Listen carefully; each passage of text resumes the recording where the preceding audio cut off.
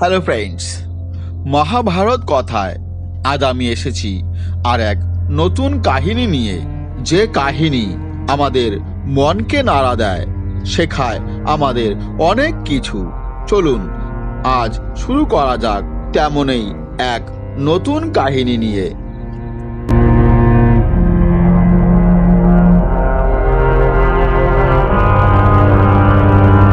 18 দিন ধরে চলা মহাভারতের যুদ্ধে প্রতিদিনেই বিশেষ কিছু ঘটনা ঘটত, যা এখনো মানুষকে শিক্ষা দেয়।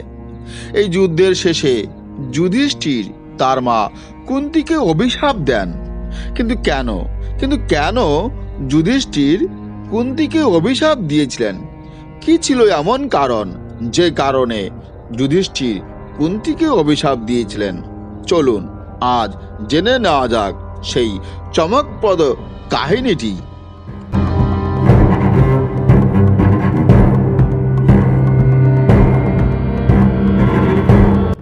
মহাভারতের যুদ্ধের পর সমস্ত মৃত আত্মীয় স্বজনদের বলিদানের পর পাণ্ডবরা 1 মাস গঙ্গার তীরে অবস্থান করেছিলেন। ধর্মরাজ যুধিষ্ঠিরকে দেখতে ও সান্ত্বনা দিতে অনেক বড় বড় ঋষি ও সাধুদের আসা যাওয়া লেগেই ছিল। এদিকে ঋষি নারদও যুধিষ্ঠিরের কাছে গিয়ে যুধিষ্ঠিরের মনের অবস্থা জানতে চাইলেন।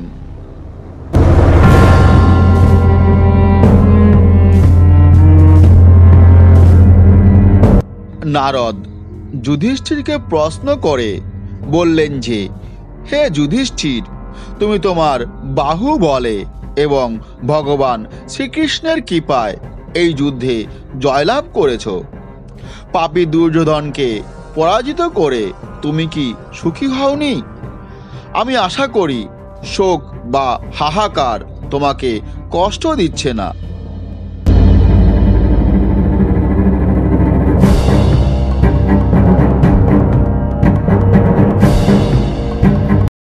নারদ মুনির এই প্রশ্নের উত্তরে যুধিষ্ঠির বলেন যে, আসলে আমি এই যুদ্ধ কৃষ্ণের কৃপায় এবং ব্রাহ্মণদের আশীর্বাদ এবং ভীম ও অর্জুনের শক্তিতে জয়ী হয়েছি।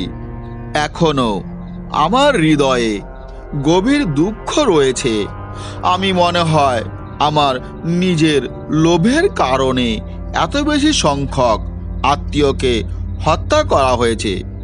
পুত্র অভিমন্যুর মৃত্যুতে দ্রৌপদীর বিলাপ দেখে আমি জয়কে পরাজয় মনে করি।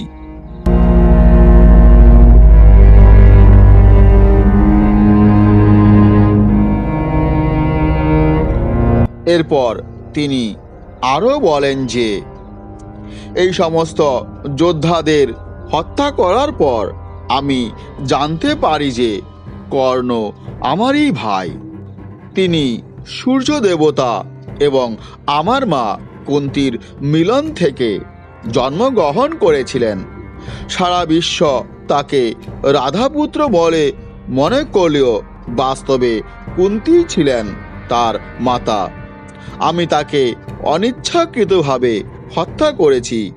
এই জিনিসটি আমাকে ভিতর থেকে কুরে কুরে খাচ্ছে। অর্জুন, ভীম বা আরও ছোট 2 ভাই, তারা কেউ জানতো না যে কর্ণ আমাদেরই বড় ভাই।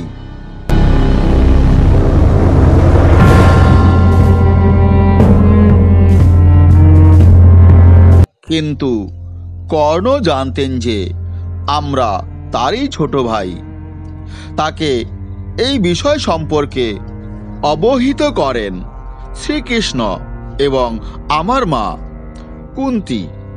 দুর্যোধনের সঙ্গে ঘনিষ্ঠ সম্পর্কের কারণে তিনি আমাদের পাশে আসতে পারেননি।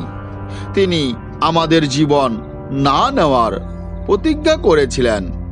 আমার যদি অর্জুন এবং কর্ণ উভয়েই থাকতো, তাহলে আমি পৃথিবী জয় করতে পারতাম। একথা বলতে বলতে যুধিষ্ঠির আবেগাপ্লুত হয়ে পড়েন এবং তার চোখ থেকে অশ্রু প্রবাহিত হতে থাকে।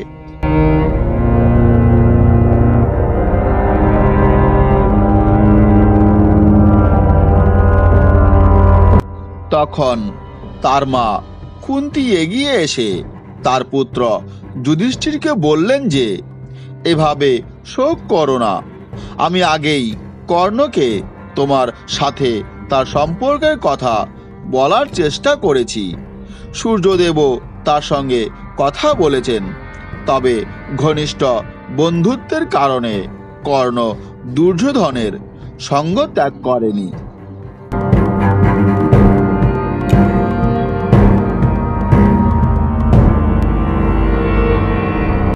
মাতা কুন্তীর সান্ত্বনার কথা শুনে যুধিষ্ঠির তার ক্রোধ ও দুঃখকে শান্ত করতে পারেননি। বরং ধর্মরাজ যুধিষ্ঠির তার মা কুন্তীকে বলেন যে, এত বড় কথা লুকিয়ে তুমি আমাদের নিজের বড় ভাইয়ের হত্যাকারী বানিয়েছ। যুধিষ্ঠির ক্রোধে মা কুন্তী সহ সমগ্র নারী জাতিকে অভিশাপ দিয়ে বলেন যে, আজ আমি সমগ্র নারী জাতিকে অভিশাপ দিচ্ছি যে তারা চাইলেও তাদের হৃদয়ে কিছুই গোপন রাখতে পারবে না।